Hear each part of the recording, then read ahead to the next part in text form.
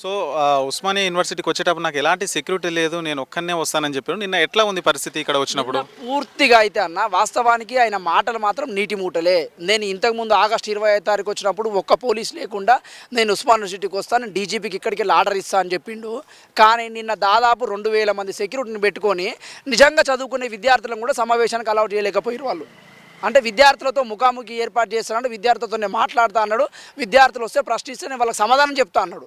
కానీ ప్రశ్నించడం కాదు కదా, మేము జాబ్ క్యాలెండర్ అని వెనకాల నుంచి మాట్లాడుతుంటే కనీసం మా మాట పట్టించుకోకుండా ఆయన దిగి వెళ్ళిపోయిన చరిత్ర ఆయనకున్నది. కాబట్టి అవన్నీ నీటి మాటలే, ముఖ్యమంత్రి గారి మాటలు, సెక్యూరిటీ లేకుండా వస్తానని నీటి మాటలే. ఇక్కడ ఉన్నటువంటి అధికారులు కూడా ఓవర్ యాక్షన్ చేసి సెక్యూరిటీని బాగా టైట్ చేసుకొని చదువుకునే విద్యార్థులకు కూడా నిన్నటి సమావేశంలో అవకాశం లేకుండా పోయింది.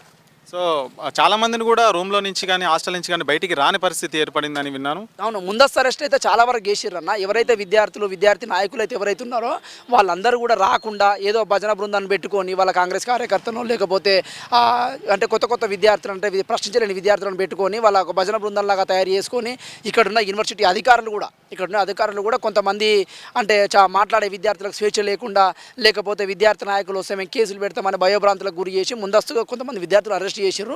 ఎంత అరెస్ట్ చేసినా ఏది చేసినా ఉస్మానియా యూనివర్సిటీ అనేది ఒక పోరాటాల గడ్డ కాబట్టి ఖచ్చితంగా నిన్న యూనివర్సిటీలో రేవంత్ రెడ్డి గారికి సెగ తగిలింది. ఇంకోసారి యూనివర్సిటీకి రావాలంటే కూడా భయం పుట్టే విధంగా కూడా యూనివర్సిటీ విద్యార్థులు నిరసన తెలియజేసినాం.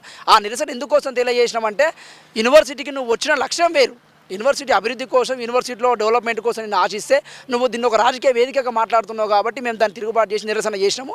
ఆ నిరసన అనేది తెలంగాణ సమాజం అంతా చూసింది కాబట్టి నువ్వు ఎన్ని అరెస్టులు చేసినా ఎంత పోలీసులు పెట్టుకున్నా ఉస్మానియా యూనివర్సిటీ కేంద్రం అనేది పౌరుషాల గడ్డ కాబట్టి అవన్నీ మాకు లెక్క కాదు.